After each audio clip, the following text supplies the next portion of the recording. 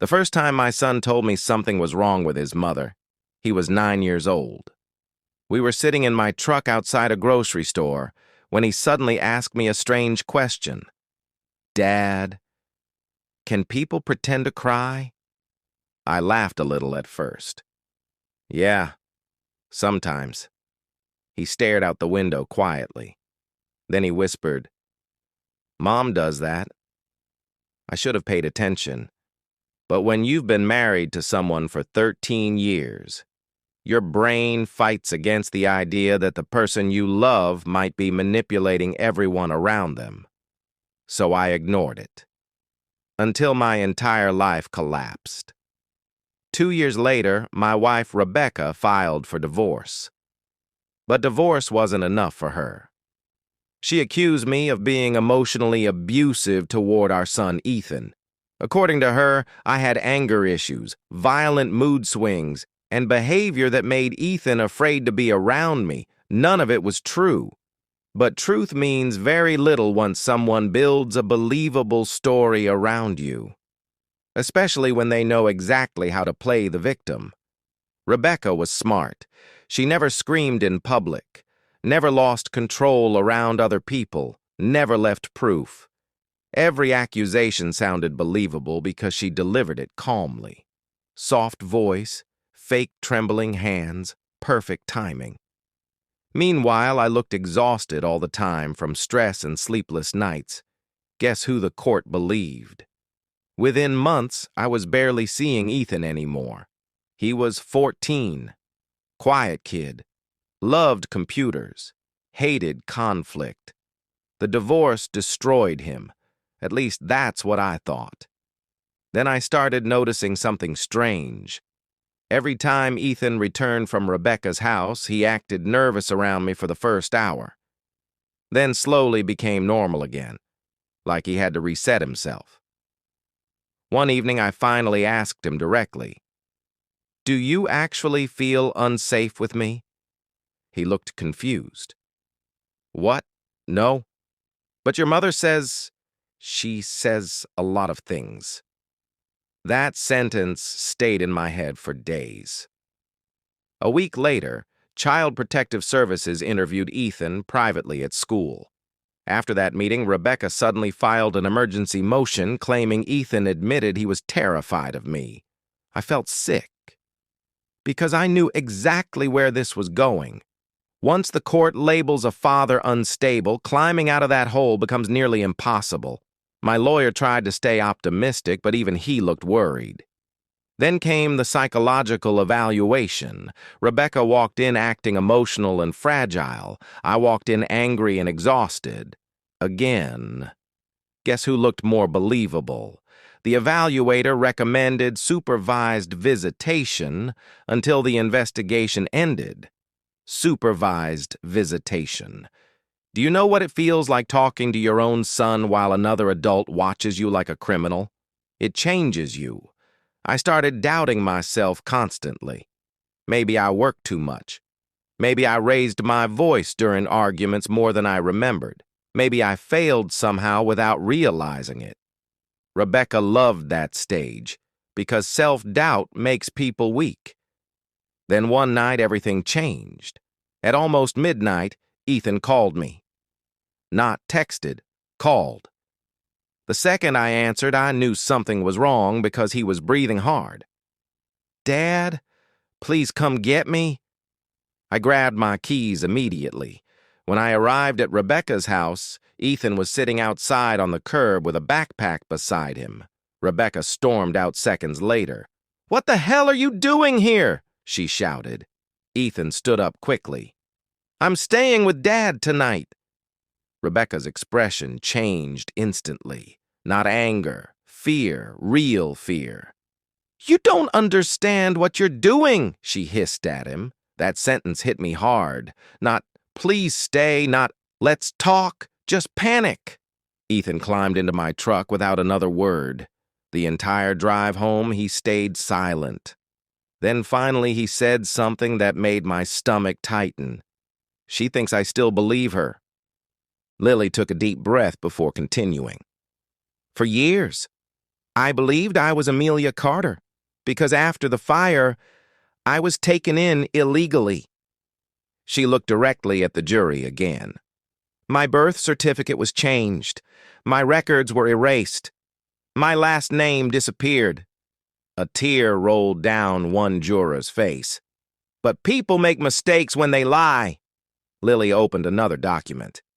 And 23 years later, I found theirs. The courtroom screen suddenly turned on behind her. A scanned hospital report appeared. Real child, Lily Bennett, status alive. Then another file appeared. Adoption, request, denied. Then another. Subject transfer approved without consent. The room erupted again. Even the judge looked disturbed now. Daniel grabbed Evelyn's arm aggressively. You told me the adoption was legal. Evelyn yanked her arm away. Sit down, Daniel. No, he snapped. Tell me the truth. But before she could answer, Lily spoke again. The truth? She said coldly. She pulled out one final document. The truth is, Evelyn Carter was my aunt. The courtroom completely froze. She was my mother's sister. A shocked gasp spread through the audience. Lily's voice finally began shaking. My mother discovered Evelyn was stealing money from our grandfather's company. Evelyn closed her eyes immediately, like she already knew the end had arrived. When my mother threatened to expose her, Lily continued, the fire happened 3 days later. No, Daniel whispered. Lily looked at him with empty eyes. You married a murderer. Evelyn suddenly slammed both hands onto the table. I did it for this family! The entire courtroom jumped. Tears streamed down her face now. You think your mother was innocent? She screamed at Lily. She was going to destroy all of us.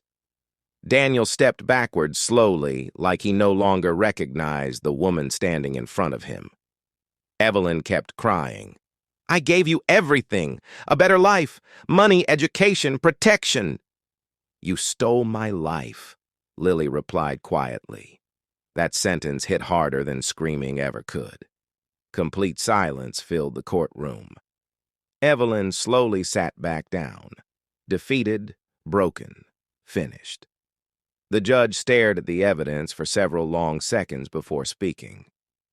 This court is ordering immediate criminal investigation into the charges presented today. Reporters instantly rushed out of the room. People were already shouting outside. But Lily remained standing silently. Because this case was never about money, never about revenge. It was about a little girl whose identity had been erased before she was old enough to remember it. And after 23 years, she finally took her name back. The courtroom was silent. Not the normal kind of silence. This silence felt heavy, like everyone inside that room already knew something terrible was about to happen. A young woman stood near the witness stand wearing a plain black suit. No jewelry, no makeup, no emotion on her face. Her name was Amelia Carter. Or at least, that was the name written on the court documents. But 5 minutes later, the entire courtroom would discover that the name never belonged to her. And the woman, sitting across the room, the rich, respected socialite smiling confidently beside her husband, was about to lose everything. The judge adjusted his glasses and looked toward Amelia. Miss Carter, he said calmly, you may begin. Amelia slowly walked forward carrying a thin brown folder in her hands. Her heels echoed through the silent courtroom floor one step at a time. Every single person watched her carefully, because this case had already become national news. For 23 years, billionaire businessman Daniel Carter and his wife Evelyn Carter had publicly celebrated their miracle daughter, Amelia Carter. Perfect family, perfect life, perfect image. But 3 weeks ago, Amelia filed a lawsuit accusing her own parents of identity theft, fraud, illegal adoption, and conspiracy. Nobody understood why, until now. Amelia placed the folder on the table and looked directly at Evelyn. For the first time, the mother's confident smile disappeared. Amelia finally spoke. "My real name," she said softly, "is Lily Bennett." The courtroom instantly exploded with whispers. Daniel Carter's face turned pale. Evelyn froze completely. The judge slammed his hammer down. "Order in the court!" But the damage was already done. Amelia, or Lily, opened the folder carefully and removed an old photograph. A little girl standing beside a woman in a hospital room. The little girl had curly hair, bright eyes, and a small birthmark near her neck, the exact same birthmark Amelia had. "This picture," Lily said, holding it up, "was taken 2 days before my mother died." She turned toward the jury. "The woman in this photograph was my biological mother, Sarah Bennett." A prosecutor quickly stood up. "Your Honor, the plaintiff is presenting unverified material." "She can continue," the judge interrupted. The prosecutor sat back down nervously. Lily looked calm, too calm, like someone who had waited years for this exact moment. "When I was 6 years old," she continued, "my mother died in a house fire." Several jurors lowered their eyes. "But that fire was never an accident." The courtroom became silent again. Lily slowly looked toward Evelyn. "You started that fire." Evelyn immediately stood up. "That's a lie." Her voice cracked badly. For the first time, fear appeared on her face. Lily didn't react. Instead, she reached into the folder again and removed a small silver necklace. "This necklace belonged to my mother," she said quietly. "The police report stated it was destroyed in the fire." She placed it carefully on the evidence table. "But 6 months ago, I found it inside Evelyn Carter's private jewelry locker. Nobody moved. Nobody even breathed."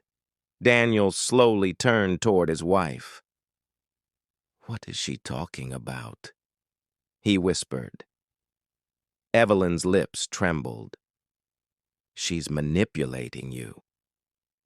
But even Daniel no longer sounded convinced.